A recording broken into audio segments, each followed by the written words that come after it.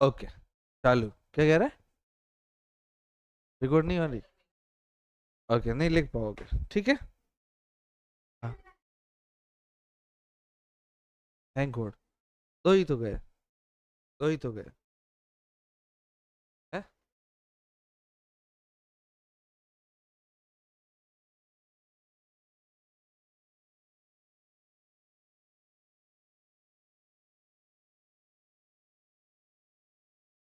लिखेंगे साथ साथ, कोई दिक्कत। संसारण किसकी बात करते हैं? नाम तो सुना होगा आप लोगों ने, संसारण। क्या अर्थ होता है संसारण से? संसारण का अर्थ होता है किसी धातु का या वाष्प या अम्ल या क्षारक के संपर्क में आके खराब हो जाना संचारण कहलाएगा। जैसे जल वाष्प हो, जल वाष्प, या आर्द्रता कह सकते हैं, आर्द्रता, या अम्ल व क्षारक, इनके संपर्क में आके संचारित होना, संचारित होना, या ये कह सकते हैं खराब होना, क्या कहलाएगा? संसारण कहलाएगा। क्या कहलाएगा? है कि नहीं है? जैसे आप लोगों ने लोहा, लोहा आर्द्रता के संपर्क में आता है जल वाष्प के चक्कर में, तो ये पता है किस में कन्वर्ट हो जाता है? क्या बनता है इससे? जंग बन जाता है। बनता है कि नहीं बनता है? अच्छा, एक नाम आपने ये भी तो सुना होगा, जंक। और एक जंक, जंक तो ऐसे सुना होगा, जंक फूड। जंक फूड सुना होगा। ये जितना भी फास्ट फूड है वो तो जंक फूड कहा जाता है, ठीक है। तो इसमें कौन कौन है, जैसे किस किस का संचारण होता है? लोहे का हो जाता है। लोहा अगर भाई इसके आर्द्रता के यानी कि जलवाष्प के चक्कर में आता है, के संपर्क में आते ही वो खराब हो जाता है, संचारित हो जाता है। इसके अलावा जैसे चांदी है। क्या? चांदी। चांदी कुछ दिन अगर वायु में रहेगी तो वो चांदी कैसे रंग की हो जाती है? काली। इसी तरह से कॉपर भी तो होता है। कॉपर पर कैसे रंग का संचारित होती है? तो एक परत छटती है, आपको याद हो तो, हरे रंग की, है कि नहीं है? तो ये हरे रंग की परत छट जाती है ऑक्सीजन के संपर्क में आके, वायु के संपर्क में आके। ये भी हो सकता है, ठीक है ना। तो इसके अलावा जैसे कॉपर पे भूरे रंग की भी परत छट जाती है, हरे रंग की या कैसे रंग की? भूरे। तो ये इसका अर्थ ये है कि अगर चांदी, चांदी तो वैसे सफेद रंग की होती है, लेकिन वो वायु के संपर्क में आके धीरे धीरे सल्फर के साथ रिएक्शन कर जाती है, और क्या कैसी बन जाती है? काले रंग की। इसलिए आप लोगों में से अगर ध्यान हो तो जैसे खेती की जाती है तो उस दौरान खेत में गिद्रपन वैसे डाले जाते हैं ना, तो चांदी के गहने नहीं पहने जाते। यहाँ आप गिद्रप समझ दो, वो आता है एक ऐसा पीले रंग का पाउडर टाइप, उसको वो डालने के बाद आप अगर खेत में जाओगे, ऐसे ही घूमने जाओगे 2 दिन बाद, तब भी उसका प्रभाव दिखेगा, और चांदी के गहने काले पड़ जाते हैं एकदम से। इस बात को, इसलिए जब खेत में ये चीजें की जाती है तो लोग खेत में गहने पहन के नहीं जाते, ठीक बात।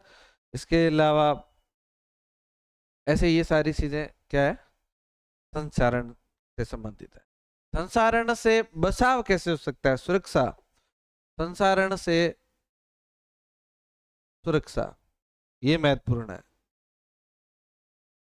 है?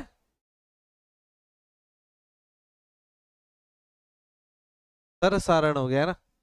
संसारण से सुरक्षा, संसारण से सुरक्षा के तौर पे एक तो जैसे यशद लेपन है, एक तो कौन सा लेपन है? यशद लेपन। एक क्रोमियम लेपन है। और याद आ रहा है क्या कुछ?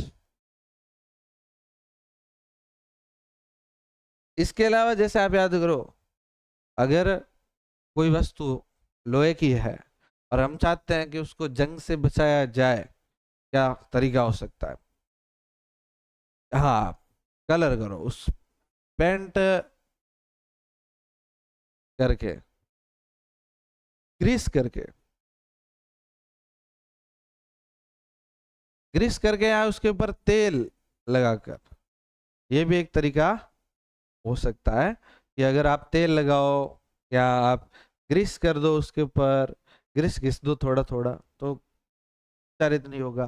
पेंट करके यानी कि उस पे पूरा पूरा कलर कर दो। इसलिए आप लोगों ने देखा होगा, अगर कलर किया हुआ कोई लोहे का आइटम है तो वो खराब होने की संभावना थोड़ी कम होती है कि नहीं है? तो ये है। अब जैसे एक और बहुत महत्वपूर्ण तरीका हो सकता है जो आपको इस संसारण से मुक्ति दिला सकता है, और वो है मिश्र धातु बना गए। आप क्या कैसी धातुएं बना दो? मिश्र धातुएं। मिश्र धातुएं यानी कि दो या दो से अधिक धातुओं को मिला दो, तो वो क्या कहलाएगा? मिश्र। तो इसमें से अब आपको ये तो पता चल रहा होगा कि ये जैसे ग्रीस है या तेल लगाना है या पेंट करना, ये तो आपको समझ में आता होगा। लेकिन एक नाम है यसद लेपन और एक नाम है क्रोमियम लेपन। तो आप ध्यान दीजिए, यसद लेपन क्या होता है? यसद लेपन, और एक हो जाएगा हमारा क्रोमियम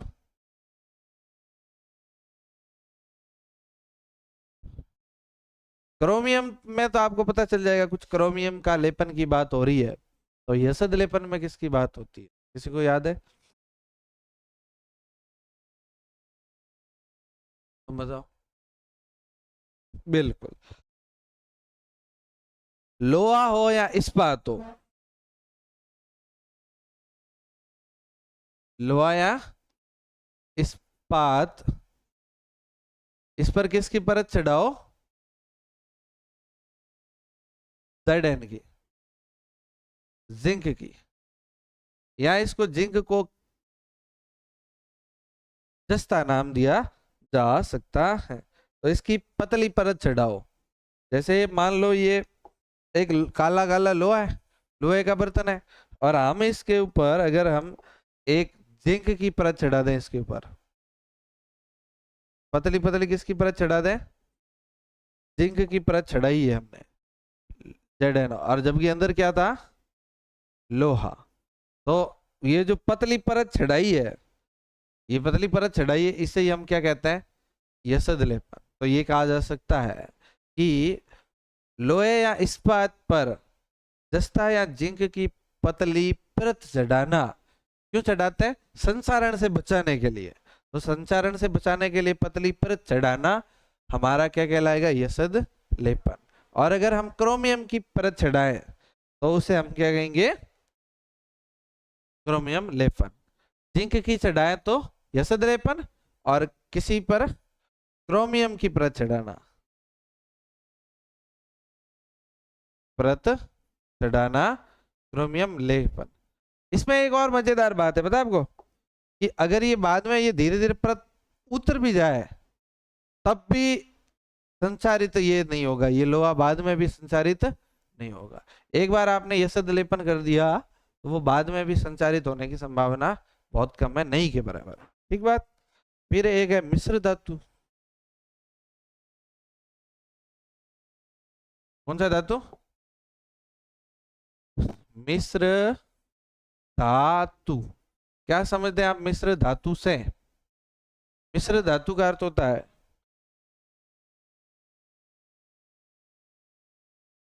दो या दो से अधिक अधिक धातुओं का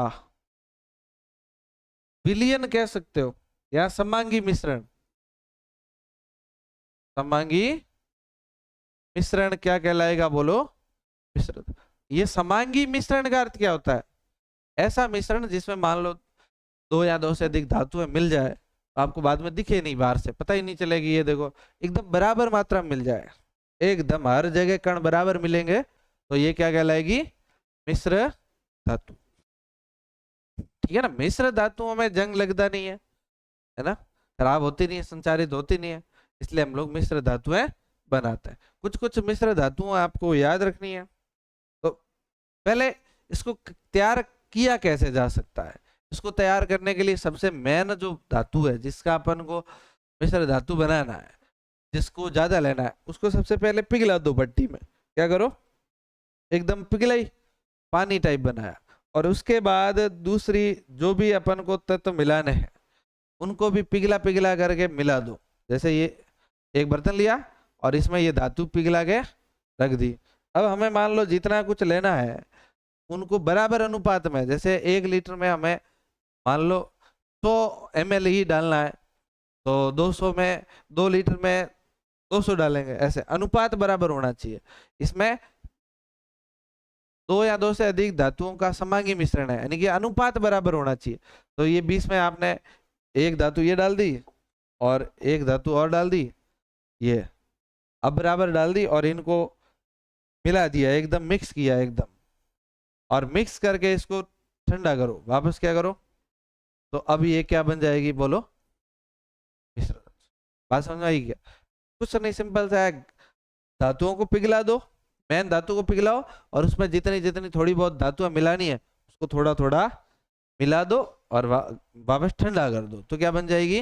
मिश्र धातु। तो जैसे एक नाम आप लोगों ने सुना होगा, गम, अमलगम। आपको ये क्या है? अगर कोई भी मिश्र धातु है और मान लो कोई भी मिश्र धातु है, उसमें से एक धातु मरकरी हो, एक धातु क्या हो? मरकरी, तो उसे हम अमलगम कहेंगे।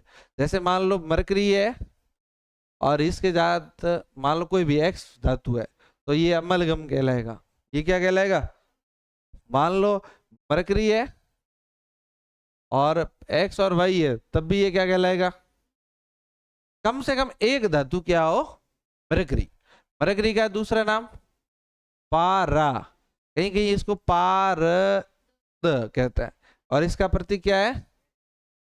Hg। तो अगर कोई भी एक धातु क्या होगी? पारा या पारद या मरकरी होगी, तो वो क्या कहलाएगा? अमलगम कहलाएगा। क्या कहलाएगा? अमलगम। कुछ कुछ और ध्यान रखना है, जैसे एक है पीतल, ये क्या है? मिश्र धातु। पीतल क्या है?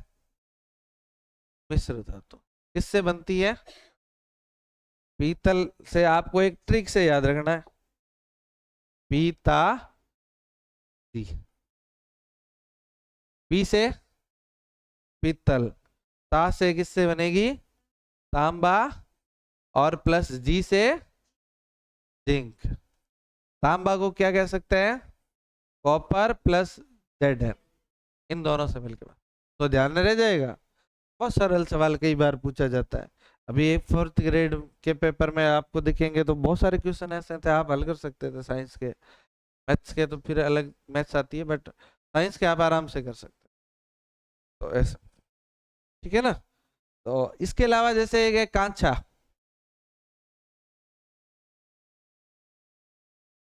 कांचा का क्या होगा? बोलो। का यानी कॉपर, का यानी कॉपर प्लस एस, एस का अर्थ एस एन, एस का अर्थ है CuSN। SN क्या होता है तुम्हें पता है? 3। SN क्या होता है? 3। समझाया वापस सुनो, ये ट्रिक इसके नाम में ही छुपा हुआ है। का सा, का से कॉपर Cu, का से Cu, ऐसे से सा से SN, तो ये क्या हो गया? Copper plus 3। 3 से क्या बनता है? यूं तो हमारे घर में ये पीतल के भी बर्तन मिलते हैं, कांसा के भी मिल जाते हैं, और कॉपर के भी मिल जाता है, तांबा के भी बर्तन होते हैं, अलग अलग प्रकार के बर्तन। लेकिन तांबा के बर्तन होते हैं वो एकदम बढ़िया दिखते नहीं है, कभी कभी धीरे धीरे हरे रंग के होते जाते हैं, भूरे हो जाते हैं। जबकि पीतल के हैं वो तो जैसे पीले पीले दिखते हैं, सोने की तरह ही दिखते रहते हैं। कांसे का तो फिर भी थोड़े कम दिखते हैं, लेकिन पीतल वाले तो एकदम सोने की तरह ही दिखते हैं। तो ये है कांसा। तो कांसा किन किन धातुओं से बनेगा बोलो? कॉपर और टिन। का यानी कि Cu, सा मतलब SN से सब। एक है सोल्डर।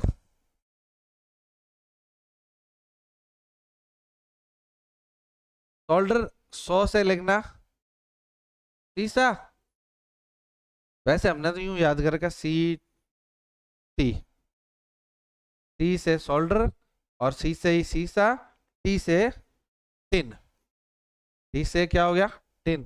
तो सोल्डर किससे बना? सीसा प्लस टिन। सीसा को क्या कहते हैं? प्रतीक से ना PB, और इसका SN। तो ये क्या होगी? मिश्र धातु। ये मैन तीनों अगर मिश्र धातु याद है तो आपका एक आधा सवाल कहीं बोर्ड एग्जाम में दिख जाएगा। इससे आपको ध्यान में आ जाएगा कि कौन किसकी मिश्र धातु है। सवाल ऐसे भी पूछा जाए, पीतल किससे मिलके बना है? या ये बना जाए तांबा और जिंक से कौन सी मिश्र धातु बनेगी?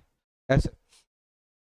तो इनकी चालकता, ये जो मिश्र धातु है ना, इनकी विद्युत की चालकता बोलो ज्यादा होती होगी या कम? इनकी कम होती है।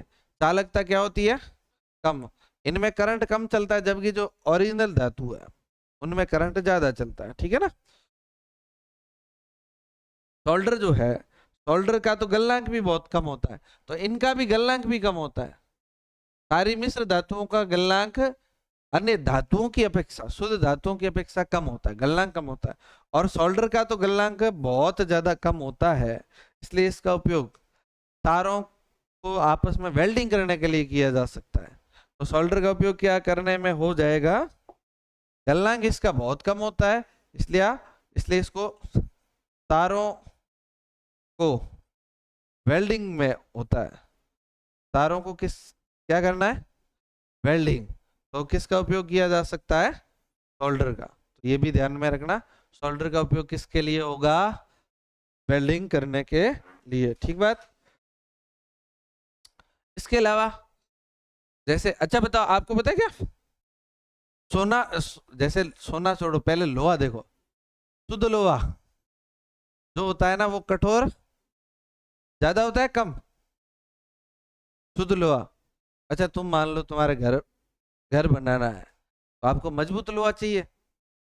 ऐसे कोई कुछ कुछ भी काम करना है तो लोहा तो मजबूत चाहिए। तो तुम दुकान पे जाओ तो बताओ, ये कहोगे शुद्ध लोहा दो? है? क्यों? क्योंकि शुद्ध लोहा तो एकदम कठोर होता ही। शुद्ध लोहा तो कैसा होता है बोलो? नरम होता है। तो फिर इसको इसको एकदम बढ़िया बनाना है, कठोर बनाने के लिए इसमें क्या मिलाया जाता है? है? कार्बन मिलाया जाता है। क्या मिलाया जाता है? कार्बन। ठीक है ना? ये बहुत ज्यादा नरम होता है, इसलिए इसके तार आसानी से बनाया जा सकता है। लेकिन इनको आप चाहते हो कठोर करना, तो इसमें क्या मिला दो? कार्बन। बहुत थोड़ा सा मिला दो कार्बन, तो ये क्या हो जाएगा? कार्बन मिलाया तो ये कठोर हो जाएगा और क्या हो जाएगा? मजबूत। हाँ हाँ। हम्म, तो क्या हो जाएगा? मजबूत हो जाएगा। समझ में आई बात? और लोहे में आप लोहे में निकेल मिलाओ। लोहे में क्या मिलाओ? निकेल का प्रतीक क्या है तुम्हें पता है? एन। एन। एन किसका होता है? एन तो नाइट्रोजन का, तो Na। हाँ, तो इसका क्या हो जाएगा? Na। क्या हो जाएगा? Na। तो निकेल मिलाओ और इसमें प्लस क्रोमियम मिलाओ। क्या मिलाओ? क्रोमियम। क्रोमियम। तो इससे स्टीलनेस स्टीलनेस इस्पात प्राप्त होता है। स्टीलनेस इस्पात प्राप्त होता है।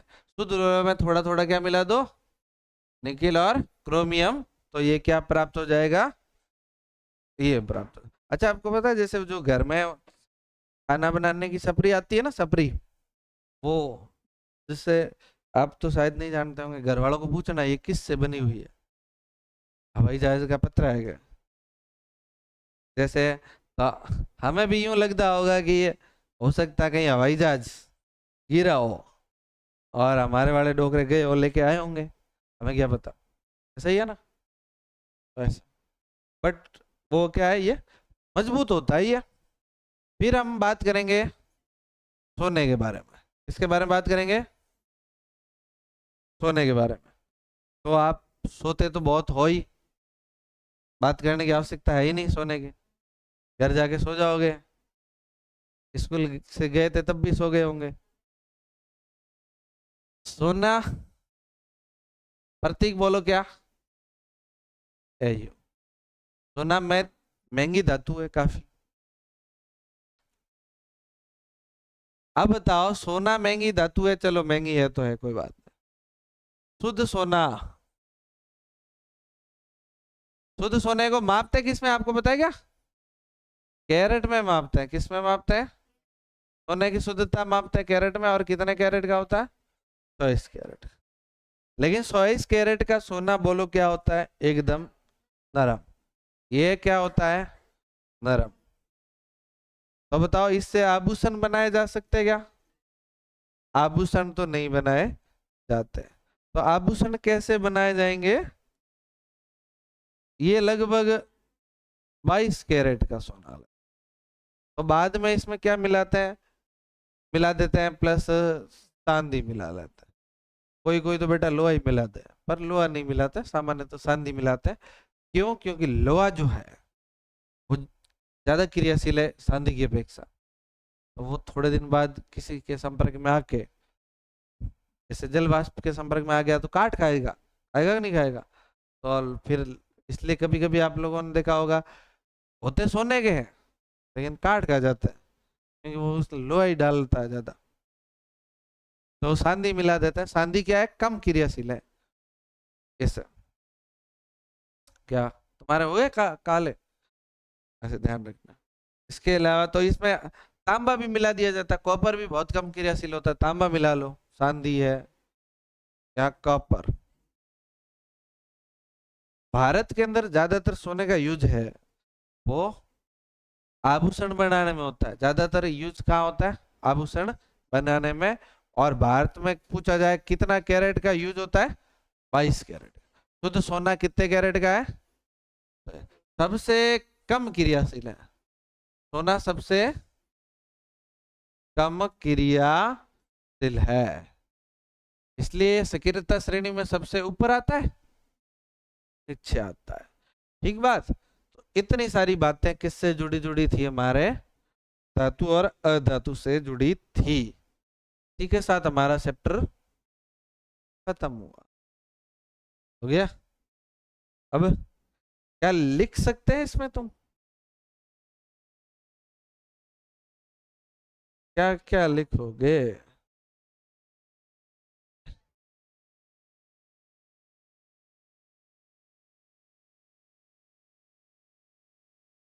संसारण, संसारण का काली, ये लो, जल वाष्प है, आर्द्रता है, अम्ल है, इनके संपर्क में आने से कोई धातु खराब होने लगती है, जिसे हम संचारित होना कहते हैं, और इस क्रिया को संचारण कहते हैं। तो ये अभी हम वीडियो करते हैं समाप्त।